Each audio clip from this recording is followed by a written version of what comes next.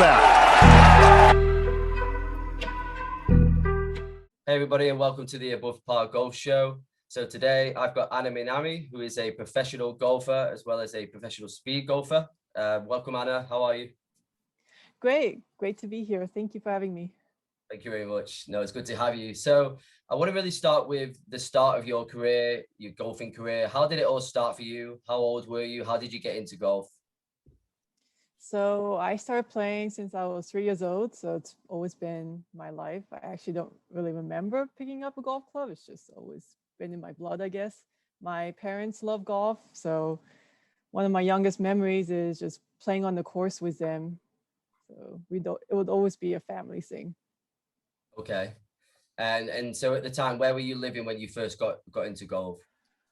So I moved around a lot, but so I was born in London. I lived there for 3 years. I played golf there a bit. I lived in Switzerland. I played golf in the mountains. I lived in Russia. I was too young to remember Russia, but my parents were a member at Moscow Country Club. So it was, I guess, a pretty nice golf course, but the season was really short, so they couldn't really play much there. But yeah, so I grew up playing golf in Europe. And so that's basically how I developed my low ball flight, I guess. I'm used to the wind. Yeah, I mean, you obviously playing there in all sorts of different climates, countries. I mean, in England, of course, you've got all link style courses. I don't know too much about what it's like in Switzerland and Russia, but I imagine it's a completely different game altogether again with the weather. And I saw that you, as you just mentioned there, you kind of somebody that likes to low flight the ball because of that. You're good at playing in the wind. So how did you kind of think it improved you as a player then, apart from maybe playing in the wind? How did you improve as a player by having all this experience in many different countries and different types of courses? It definitely made me, I guess, a very open-minded person. I love experiencing new cultures. I'm one of those people that has no food problems. I can eat anything. I just love visiting countries. And I think that helped me prepare into professional golf because, as a professional, and it really, traveling became second nature to me. I mean, I already have 1,000,000 miles on United. So yeah, it's always been easy for me. I guess getting used to traveling and all that kind of stuff is part of being a professional as well. Yes. You listen to what these professionals talk about, and everybody thinks that they're just kind of robots that can play every week and they never get tired. But especially now during COVID, they're in and out of hotels, they eat at the same restaurants, they're constantly traveling, especially people that are probably playing in Asia or playing in the United States in bigger countries, and they're constantly traveling around. So how did you handle all that throughout your kind of playing career as well, with the moving around a lot? Did that affect you at all? I mean, it could be quite difficult for somebody that's younger as well. Yeah, it was definitely hard. So my mom is actually my manager right now. So we actually go everywhere together. We live together in Japan, and I'm an only child. So I guess I always grew up in a very small family household. So I guess for me, it wasn't as challenging. Um, yeah, I mean, it would be nice to have pets. I love dogs, for instance, but it's kind of hard with all the traveling. So it's Yeah. just mostly me and my mom right now.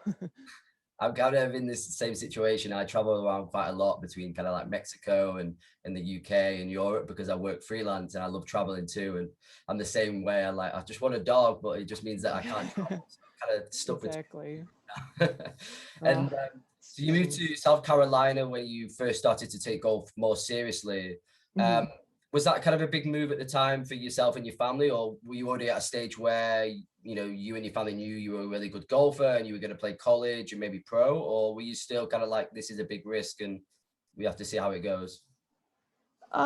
So before moving to South Carolina, I was in Switzerland and I was part of this junior golf program and I was doing really well.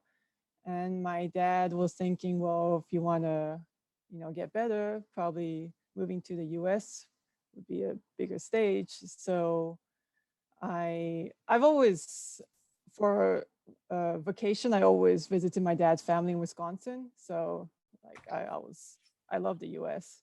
Sure. And so there was this golf academy called the IJGA in South Carolina. Back then it was run by Gary Gilchrist. Hmm. So I went to visit there and I loved it. So I ended up going there for my whole high school, throughout high school.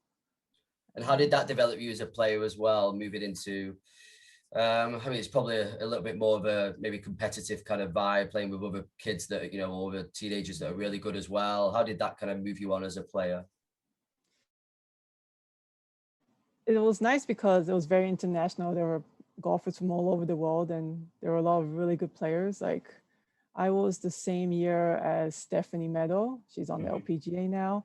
Sure. And yeah, a lot of other really good players. And uh,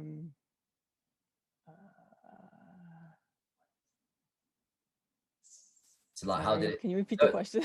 No, it's okay. No, I was just like thinking how it kind of improved you even more as a player, getting into that more kind of competitive nature between people that are as good as yourself now, where maybe I think it's that stage of the career that some people go through where they're kind of really good, they get really good, and then they get put in, say, college or the academy like that, where everybody else is now as good as you, and that can kind of kick you on even more as a player. So the good thing about being an academy is that it's a lot like college golf, in that we have school in the morning, classes in the morning, and then we have basically practice and workouts the whole rest of the day. And it's a lot like college life. So it really forces you to manage time. And obviously playing with good players all the time is a huge benefit. Sure. I guess the downside would be like, we're all high schoolers. We all want to have fun too. So there are a lot of distractions. So I guess it's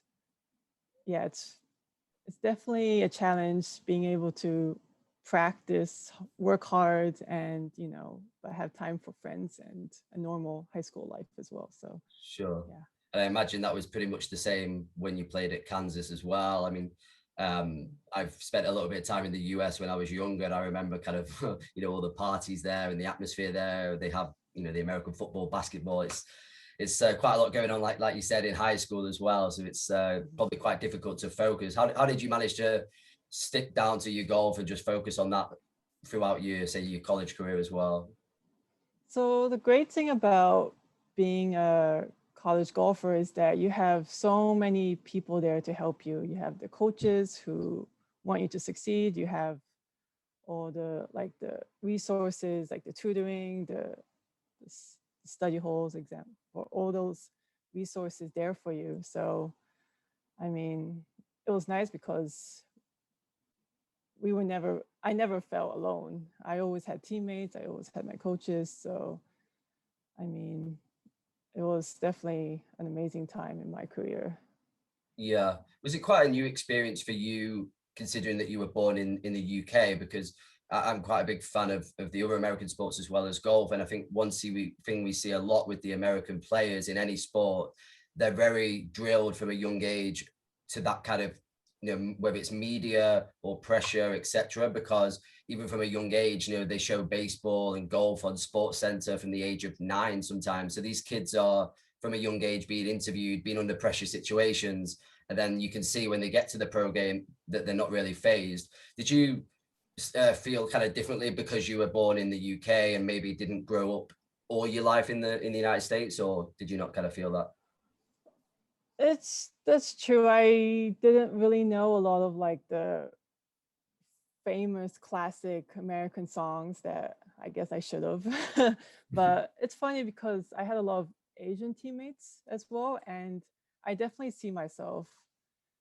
So it's interesting because I'm Asian American, but I also have a background in Europe. So I could be like any kind of culture. I like have many cultures mixed into one. So I really got along with everyone on the team. And yeah, and I love the college basketball atmosphere. I went to a lot of the basketball games at KU, and I mean, just I had so much fun going to a big school. Yeah. Yeah, I mean, it's just something that I always see with, like I said, the professional players. They just seem to already kind of be ready for that kind of pressure, like drilled into it. So, Mm. but I guess, as you said, you've done all that moving around. You've played in different areas, so you've got your own kind of strengths in that, I guess. Um, so in terms of what you're doing now, then, so you said you're trying to pursue kind of getting onto the LPGA, Mhm. and the JPGA. So where are you at kind of now? You've also mentioned that it's difficult to play kind of tournaments at the moment with COVID. So how often and where are you kind of playing your tournaments at the moment? So before I have my license tour card on the Taiwan LPGA, the TLPGA. But since COVID hit, Taiwan is not accepting anyone to come over. So I haven't been able to compete there. I've in Japan, because I haven't passed the JLPGA qualifying, there's not really many tournaments for me to play besides these like 1 day events, which it's really hard to get a actual tournament Mhm. experience. So that's why I'm currently back home in Texas, and there's this WAPT tour, and that's like the third tier of the LPGA. So there's a lot of good competition there, and I'm going to play in a couple events these upcoming weeks, Mhm. and hopefully get my tournament experience up. And I'll be doing the US LPGA qualifying school, Q school, in August this year, and I'm also going to do the Japan qualifying later this year as well. So it's going to Okay. be a busy year. Yeah, you're still very busy then. So let's say during a normal kind of situation without COVID and stuff Mhm. like that, what's your kind of daily or weekly routine as a professional player in terms of your fitness and exercise, your eating, scheduling everything? You said that you've got your mum as the manager there, but you've got to organize travel and all that kind of thing. What's your weekly kind of routine look like in Mhm. terms of preparing for a weekend tournament? So I'm mostly living in Japan actually, because most of my whole career basically is in Japan. I when I'm not competing, so for Taiwan, they have about 13 tournaments in a year, I would say roughly. So I kind of go back and forth because it's only like a 3 hour plane flight from Tokyo. So, but when I'm not competing, I do round lessons in Japan. I so basically I play golf every day, which helps my game. So that's why I really enjoy doing the round lessons. I get to teach people, but also get to work on my game by playing on the course.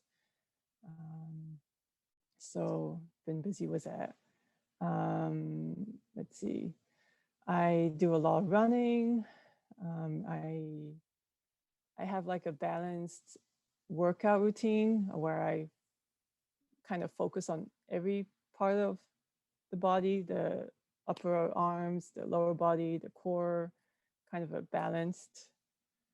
Um, and as for nutrition, I make sure I have a protein-rich diet, eating a lot of chicken or fish, a lot of vegetables, fruits, yogurt. So yeah, pretty All the normal, I guess. exciting stuff.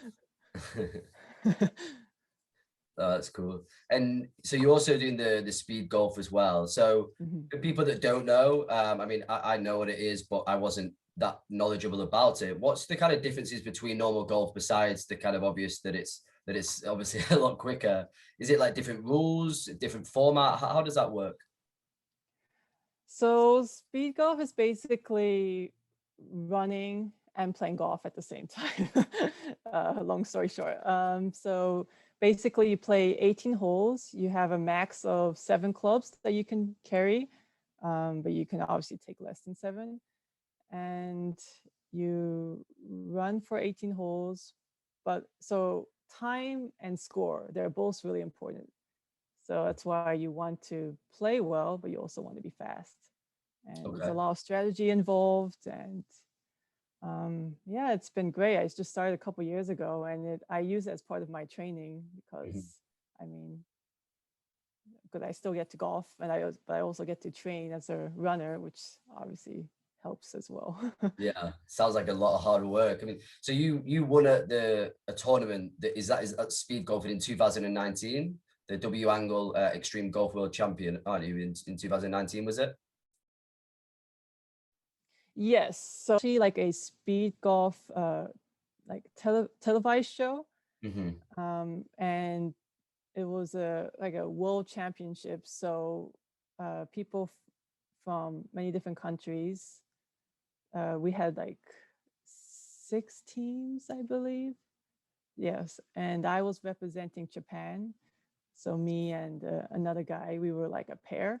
Mm-hmm. And I mean, yeah, we ended up winning the whole thing. So it was a cool Cool experience. experience. Yeah. And in terms of your game itself, then what's what, in your personal opinion, what's your good parts, bad parts of your game in terms of just regular golf? You know, what sort of shots do you like to hit? Which ones don't you like to hit? So it's funny. People always ask me what's my favorite club in the bag, but it's kind of, I guess I'm very interesting in that I I tell people I'm an all-rounder because everything to me is like I don't want to say average, but I guess it's all around the same level because so I'm a very feel type person, and when things don't go well, I guess everything kind of slowly uh, kind of gets rocky. Mm-hmm. But when things go well, everything is pretty solid. So that's why I consider myself an all-rounder. Like I'm fairly straight, I'm fairly long off the tee. Um, I'm decent putter, short game. So yeah. So you're not the type of player where one day the putter might go cold or your driving accuracy is a little bit off. You just tend to have a good day or a bad day, maybe. Yeah, I've been working on that. I started working with a mental coach this year, and it's getting better, but I'm just trying to get it more consistently Sure. good. That's interesting, though. I mean, I've heard a lot of the players talking about that recently in terms of getting these mental coaches in. Mm. I was watching the LPGA the other day, and I think it was Mel Reid that was talking about that, and also Lexi Thompson, who strongly believes in that. So, what made you make that decision, and how does it help you as a golf player? So last year there was this like online summit that my mental coaches hosted. So they brought a lot of really interesting guys on the show, and I was listening to all of them. And then one girl that I met during the WAPT, she's a really good player, and she worked with them, so it made me want to work with them as well. And so it's only been a couple months, but I definitely see the benefits of working with a mental coach, especially with a sport like golf, which is mental, to be honest, especially at my level. So it definitely Sure. is important. So, what sort of kind of routines or techniques do they put you through to try and help you game? So a lot of it is mental imagery. So basically being able to hit the shot and see the shot in as vivid as and much detail as you can and possible. So it's easier said than done. It's not, Sure. yeah. You have to get to the point where your muscles start twitching, which is, yeah, something I haven't accomplished yet. So I've been working on that. Yeah, I saw like an interesting app for the putting. I don't know if you've heard of it. It was actually a UK company that started it, and people use it on the putting green where they have their headphones in and it kind of plays like some nice kind of mellow music. And then as the bell kind of sounds, they then have to just make their putt. And I'm not personally, I don't know how that helps, but it's really interesting the kind of things now that are involved in the game of golf to help. So yeah, it's pretty cool. But you feel like it's helped you already in the first couple of months. So basically, if I can do mental imagery well, then I can practice that pressure that I get through tournaments and everything. And so I can walk up to the ball and just not be afraid at all, or feel like I've done this 1,000 times. So that's what the mental imagery does. It makes you fully prepare for what you're about to do. So I definitely think there's a lot of science behind it, and it is really important to do for athletes, for athletes to do. But, Sure. so And yeah. it's about thinking positive, right? I mean, maybe Yes, all that. there's a hole on a particular course where maybe on day one you hit it right off the tee, and normally the first thing that comes in your head as a human or a golfer is, I hit it right yesterday, and that's what gets these players. So it's just trying to think positively about that. I mean, with that kind of stuff, then do you have any sort of particular pre-shot routine? Do you try and, as you said, try and focus on your target and see the whole shot playing out and then just step up, or do you have like a specific routine every time? It's very important to have a specific routine every time. And so basically with my mental coaches, we talked about having a trigger. So having something that you do constantly and that which will help you to get into deep focus over the shot. So basically getting you into the zone. So that's what they help me with, is getting into the zone like that, whenever you can, whenever you need it. Yeah. Sure. So Yeah, because I spoke to a friend of mine that's an amateur golfer on the last episode, and he's kind of more of a kind of John Ram kind of player where he just steps into the ball. He has a very short and powerful swing, and he doesn't really think about it much. And his idea of that is because just the less swing thoughts, the better.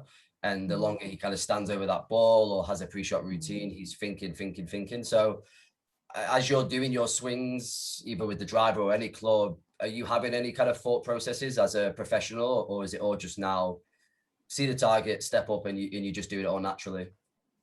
So the reason why I actually really love speed golf is because you run and hit without thinking, because doing a pre-shot routine takes time and like thinking takes time.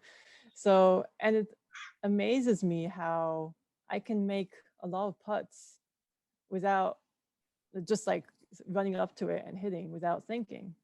And it made me realize, well, that's what I need to bring into regular golf. So so that was really refreshing to experience. And that's why I definitely take less time than I did before I started speed golf. And because definitely that's been my biggest problem, is just overthinking over the ball. Mm-hmm. Have you ever mistaken the two types of golf that you do, and sometimes in a regular tournament you start running after hitting the ball by accident? So actually, for a while, especially after I won in 2019 for the World Championship, I actually thought it would help if whenever I was nervous or anything, after I hit, I would just like do a light jog to the next shot. And I mean, I thought it was really good, but I guess when it came to like 4 or 5 day tournaments, events, it definitely gets a little tiring. And so, and lately I haven't really been doing it, but Yeah. but I definitely think it helps.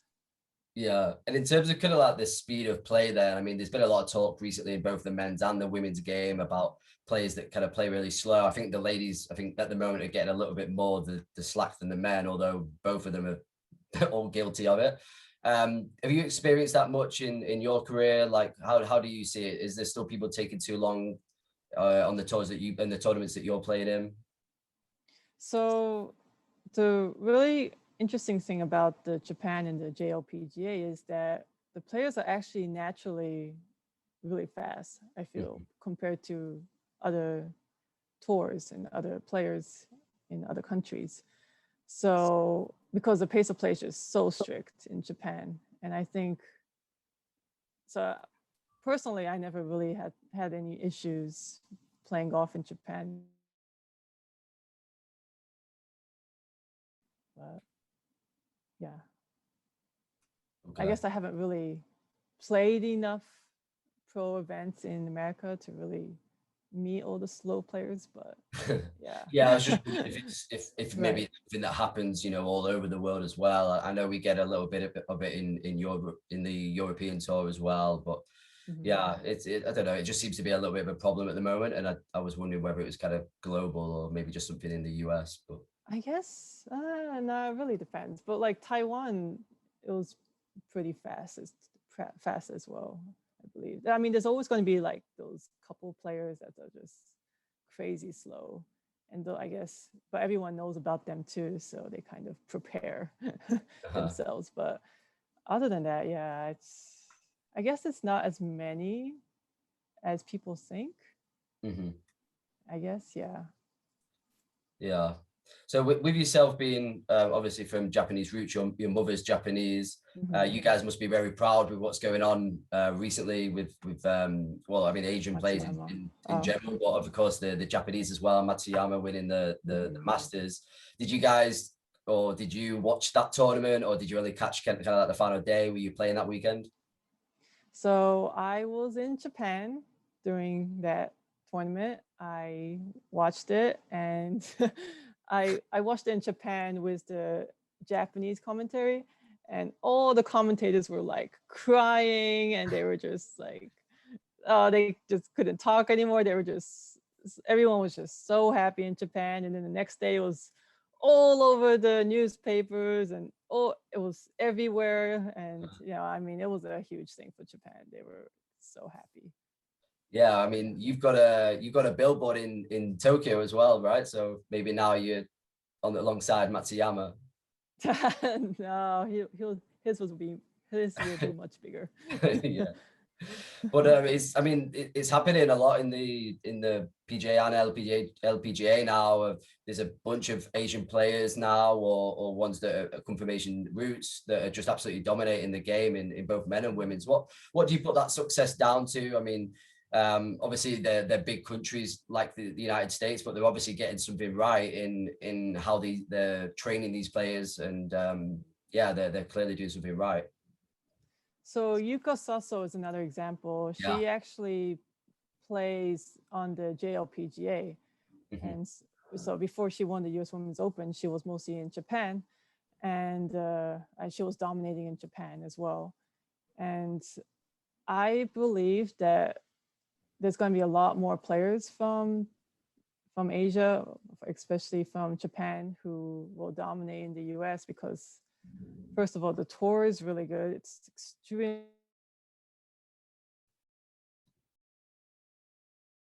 competitive and extremely strong. And so there's definitely going to be a lot more younger, really strong players from Japan, especially. Yeah, and South Korea as well have produced a Yeah, lot of South great Korea always. players, especially in the female game. There's a bunch of them there now. That's great to see.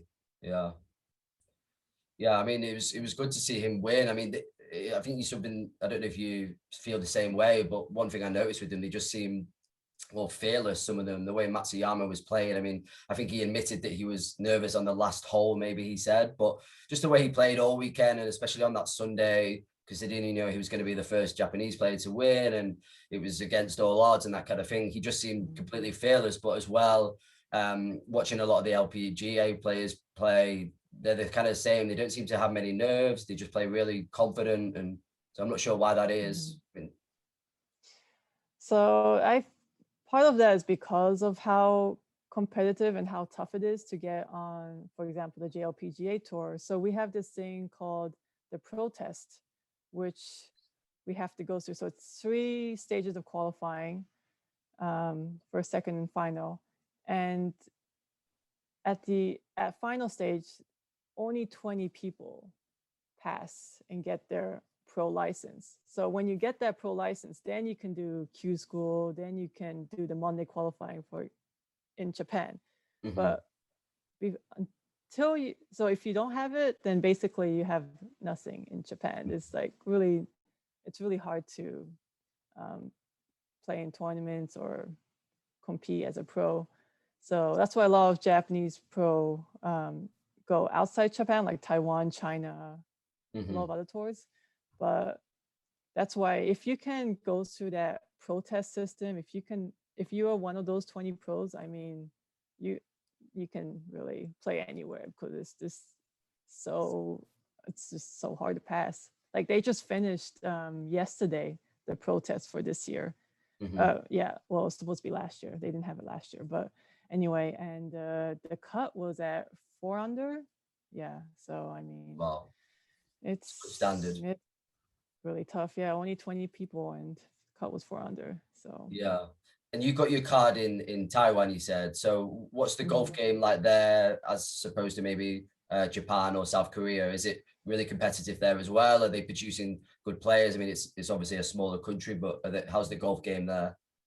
So on the Taiwan LPGA tour, there's a lot of Thai players. Actually, there's a lot of Thai, Taiwanese, a lot of Japanese now. So a lot of Asian players, and they're very strong. And so the one thing that's interesting about Taiwan is the courses, the grass is so different. The it's kind of like Bermuda, but I don't really know. Do you know Kodai? It's a type of grass. Yeah, yeah. Uh-huh. It's but it's really hard to putt on. It's so the greens run at about they average about 7.5, 7, 8. It's really slow. So you basically have to, I don't know, punch out your Yeah. putter all the time. So it's a completely different experience. The course conditions are so different.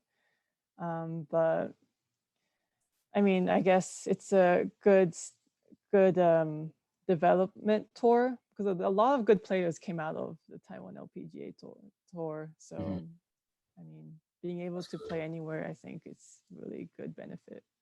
I think that's one of the great things about golf as well, in my opinion, is that with a lot of other sports, whether it's, soccer or American football or basketball, you put all the best players in the world in any stadium and they're normally going to win because they're the best player. But I think what we get that's really good in golf is that, for example, a lot of these American players that then go and play in Europe, whether it's for the Open or for the Ryder Cup, they all of a sudden can become much less of a good golfer, and you really get to, we get a good range of different types of courses and standards all across the world, basically, which I don't think we get in many other sports, whereby, Europeans, vice versa, going to America can just find it completely different and can struggle. Yeah, definitely, I agree. Yeah. So after the kind of, windy style of courses that you said you like to play in, what's kind of your favorite countries or tournaments that you kind of played in across the world? Oh, that's a tough one. I went with my team in college to Ireland for a 10-day trip, I believe. Yeah, that was an amazing experience playing a lot of the well-known courses. The link style. Yes, yes. And let's see. I played in the KLPGA tournament in Vietnam. That was a really awesome experience. Ooh, Philippines. I really love the Philippines. Just honestly, just being able to play anywhere. Switzerland is a beautiful country, no? Yes, yes. No, Switzerland was awesome. Yeah. Yeah, so the courses in the summer, they would be golf courses, but in the winter, they'd basically be ski mountains or yeah, so it was just funny. Yeah, so every weekend I would go skiing. So I would be Yeah, busy golfing and skiing. So that's that was cool. awesome. So in terms of your game then, if you kind of love, it seems like you're probably suited to maybe like a European style golf. Have you ever thought about trying to play on the tour there or anything, or have you not given that thought? I definitely did think about it. It looks awesome. I have a couple friends playing on the Ladies European Tour. Um, I guess it depends how this year goes, and yeah, Could really I suit don't your know game. because yeah, that's true. It would. It's just a whole. I don't know because I'm so used to American and Asian courses now. I guess I have to. It's I haven't been back to Europe since I left, basically. So it'd probably be a big Bit of a adjustment change. again for me. Yeah, bit of a change. But I definitely do want to go back. I definitely would love to play in a couple tournaments in Europe. Yeah. So hopefully one day. Yeah, and outside of golf, then I mean, as well, you've got some other interests. You've done stuff in fashion and modeling and TV. Have you always had kind of a passion for those kind of things, or was that just something that came on recently? Or I do love. I had a lot of time, a lot of fun being on the TV shows, getting to travel to different countries for that, and I'm actually in a management company called FT Entertainment, mm, and they're basically a media type company where they also run a lot of TV shows in Japan and a lot of those kind of media related things. And I I guess I've always loved doing media related things because I graduated as a journalism major at University of Kansas. So mhm. that's basically what I studied, being a reporter and all that. So I love doing those side gigs, I guess you would call it. Sure.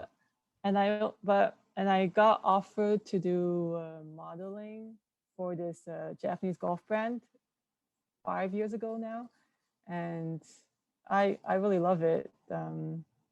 It's just any kind of, I guess, for professional golf. To me, professional golf doesn't only mean being able to compete in tournaments. It's also, I guess, develop this image, being able to promote yourself. Hmm. And I think that's why it's important to have social media and being able to do a lot of different things, not just play golf, I guess. So Sure. I I like mean, to do a lot of different things. yeah, I mean, it's quite a big topic now, particularly in the men's game, isn't it? About how they may be thinking about players that have got more of a social media, um, I don't know what the word, profile, I guess, might end up Yeah. them becoming, better paid because of it. I mean, what's your thoughts on all that kind of thing? Do you agree with that, or what's your opinion on it?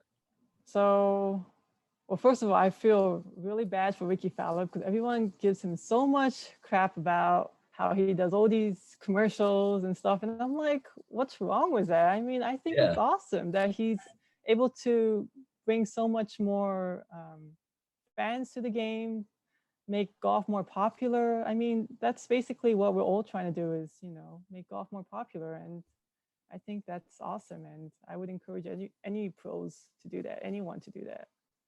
yeah. And going to the fashion side of it, then, I mean, Ricky Fowler's a good example for that as well. As we know, back in the day, he's rocked all sorts. But for the fashion side of it, for you, what sort of brands are you into at the moment? What do you like to wear on the course? So for some reason, I've always really loved fashion. It's just something that I've always appreciated, I guess. And so unfortunately, the brand that I model for, they don't have a clothing line, so can't Okay. really do much about that. But there's this brand called Jack Bunny, Japan, that I helped when they came to the PGA show in 2 years ago. Yeah, I was like their translator slash helper, and so they give me clothes sometimes. But other than that, I'm just kind of buy whatever I love. Yeah. um, I love Puma. I love their skirts. Yeah, just whatever. I really love Korean golf fashion too. They're just so Okay. classy and so stylish. Yeah. So Yeah, I think, like you said, though, it's important to look good as well on the course. I mean, in one of my other episodes, I spoke to somebody that's into fashion golf, and he said, it's just as important for him that he looks good and he's got all the swag as well as playing good. And I think it's something that comes from golf, isn't it? You should look good on the course, how you act, etc. It's something that's important for the game. yeah, definitely. If you have confidence, and I feel like it really shows in your golf. So, and Yeah, wearing what makes you happy definitely brings confidence. So sure. And you're also a certified teacher as well. Is that something that you're maybe thinking of doing later in life, maybe after playing, or is it just something you're passionate about as well as playing? So to be honest, I consider myself a horrible teacher.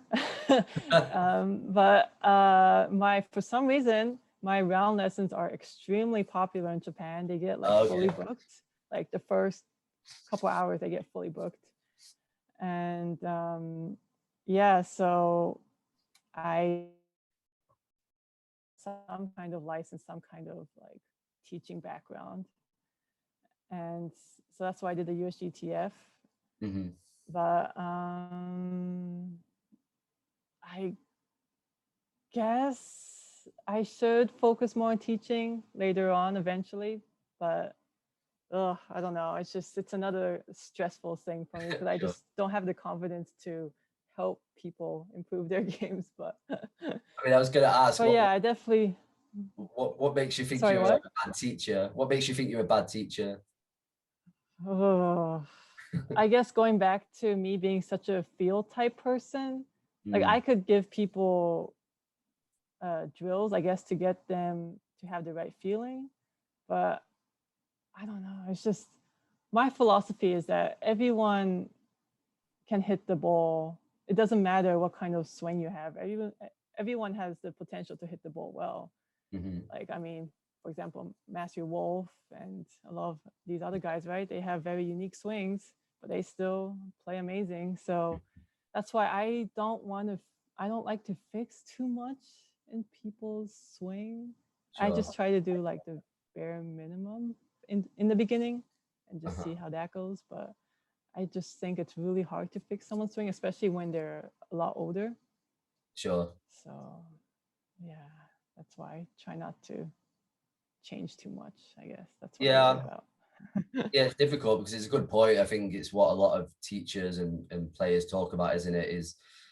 Well, it doesn't happen so much now, but a lot of teachers used to follow like this swing that everybody should have, and you're supposed to do this, you're supposed to do that. But then, like you said, you've got people like, John Rahm with the shorter swing, and Matthew Wolf, as you said, with that kind of baseball style swing, whereby they're doing something that's completely against the standard swing, and yeah, it's working so well. So, I mean, Right. on that note, how do you remember kind of your swing started? Did you have a teacher when you first started? What sort of age did you start to get like coaching and actual serious coaching, I guess? So when I was in South Carolina at the golf academy, I had this coach that I really liked. His name was Josh, and he actually ended up marrying the assistant coach at University of Kansas. So when I went to Kansas, I still got to see him because he moved there. Mhm. So, and he's one of the top junior coaches, I think. Yeah, he's really good. And but and what I liked about him was that he was one of those that kind of left me to play with my unique swing. So for example, I have a naturally very strong grip, and I Mm. didn't really realize it at the time. But later on, that's what people kept commenting on and asking me if um, telling me that I should fix it. Mhm. But I mean, then I bring up Dustin Johnson. He's a perfect example. He has a strong grip as well. Yeah, So yeah, so that's something that's very unique to me, I guess. That I think if I try to change now, it would just change everything. So sure. yeah. I So mean, he's like a really unique example. What he can do with his wrists and all these mhm, joints, I think, is just completely unnatural. right. Yeah. So, and when you're training, then again, maybe when you were younger or even now as a pro, how often are you training? Are you the type of person that will just go out and push yourself, or do you have a coach that kind of tells you we're going to train X amount of times this week, or are you just kind of somebody that organizes your own practice routine, stuff like that? So at the moment, yeah, everything I do is by myself. I have a workout routine that I do by myself. Uh, so when I'm in Japan, I'm playing golf mostly every day because that's basically my job. I get paid to play golf. Hmm. Um, so I consider that as like my practice slash work. So play golf every day, work out. So other than that, I really don't have much time for anything else. Yeah, That's basically my daily routine. can imagine. And on the different tours now across the world, what sort of players do you like to watch at the moment, either in the men's or women's? Is there any, you know, young players that you really like the look of that are going to be superstars one day? Ooh, it's a tough one.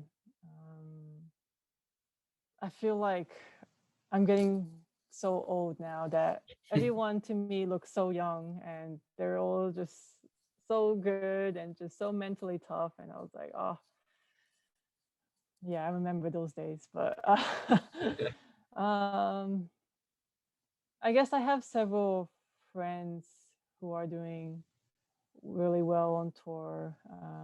Min, she's from Taiwan. She's been playing really well on the regular, and she won a Symetra Tour event. So I like following her. I like to follow a lot of the players that I knew from the IJGA, like Stephanie Meadow and Baranski. Juransky. Oh, I guess Yuka Sasso is someone as well that I Yeah. really admired. It's funny because we played in the same pro-am in Japan, and so she was like the big celebrity pro, I guess, at the time. And they did this thing where every tee shot she hit on that course, they would put a flag down where her ball was, so like all the other groups could see where Yuka Sasso's tee shot was. Wow. And seeing that, I mean, it was cool because I got to kind of witness, right, the disparity. Yeah, and it was depressing, I guess, to see that, wow, she really does drive me by like 20 yards, I guess. Yeah, it was. But I don't consider myself a short hitter. I like average around 250 off the tee, which is, Okay. I mean, not bad, I guess. But yeah, seeing that little flag on the fairway on every hole, that was really depressing. Yeah, she definitely bombs it. Yeah. Yeah. So did you watch much of that tournament as well? Did you manage to see much of her win? Yeah. Yes, I did. It was definitely another huge thing for Japan and for the Philippines as well, obviously. Yeah. It was great as well just to see, you know, her as a person. I think that emotion she showed in the interview afterwards was really, really good. I mean, she's obviously young and it was a lot of pressure for her, but it was great to go on and see her win that. I mean, it just impressed me how good she was out of the rough. I don't know, I didn't know much about her before that tournament, if I'm being honest. I'd not seen loads of her.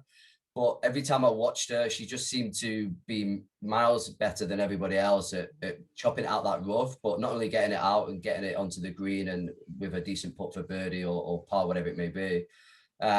So, you know, what else is good about her game? Why do you think she was so successful that weekend? So it's funny, yeah, like you said, a lot of people had no idea who she was until, that tournament. And it's funny because prior to that, she was dominating in Japan. She won several tournaments on the Japan LPGA tour. And I mean, obviously the power, her distance, that's her main thing. But she's just so solid in every part of her game. Her putting is obviously amazing. Short game is very solid. She can recover from everywhere. So I think having all those wins in Japan definitely helped her gain a lot of confidence and experience. And so I guess winning the US Women's Open didn't seem as challenging, I guess. Yeah. Sure. In terms of your golfing career so far, then what's sort of the most happy memories you have of golf up until now? Honestly, just being able to meet all the people through golf and being able to travel and experience so many different things and have so many different opportunities. I guess that's just number one. Yeah, I didn't think I would be playing golf for this long, but I guess it's my life. I can't imagine not playing golf. It's just So it's been awesome. I think golf is a wonderful sport because anyone can play it, and doesn't matter how old you are, and you get to experience nature. You get to play on so many different beautiful courses. So yeah, it's wonderful. Yeah, I think it was something that, I agree on in terms of the golf industry just seems to be like that as well. You talked about, the connections you made there and, just me as an amateur golfer that wanted to do this podcast, and I'd reach out to people such as yourself, and everybody's so happy to make that connection and help you out, and just for the, for the pure love of the game, which I think is really nice to see. Exactly. Yeah. Yeah. Does your mum play as well with you, or is she just managing? Right now, she's just managing, but yeah, when we're back here in Texas, we try and play a couple rounds with my dad as well. So the three of us would play golf still sometimes. Yeah. I mean, she's still really good. She's a 8 handicap. So wow. And she won several of her course member tournaments, I guess. Yeah. So was sport always kind of in the family then, or have you done other sports as a child, or was it mainly just golf? So my mom was into track, and my dad was more athletic, I guess. He played soccer, football, golf, but yeah, I don't know why they really wanted me to do golf. I honestly don't really know why. I guess the same thing my dad thought, because golf I could play forever, and there was less injury in golf. So yeah, they just always really was passionate about golf, and they just really wanted me to like golf as well. Yeah. Well, listen, Anna, it's been great to talk to you. Thank you for taking time out of your schedule to do this. I really appreciate it. It was great to talk to you. So if anybody wants to find you, we could find your content on YouTube at Golfer Mini, and on Instagram it's Golfer_Mini. And where can we find you over the next kind of couple of years then, in terms of the golf? What's your kind of schedule that you're planning on doing, maybe when COVID passes? Couple years, okay. Hopefully on tour, on the big regular tour somewhere. It can be in Japan, in America, in Europe. Honestly, anywhere is fine. Or just honestly, just being able to play golf, I guess, would make me the happiest. So you can definitely see me golfing somewhere. And just having fun with golf. Awesome. Well, thank you very much again, and I wish you all the best in the future. And thank you for taking the time. Thank you very much for having me. Thank you. Thank you, Anna. Cheers, guys.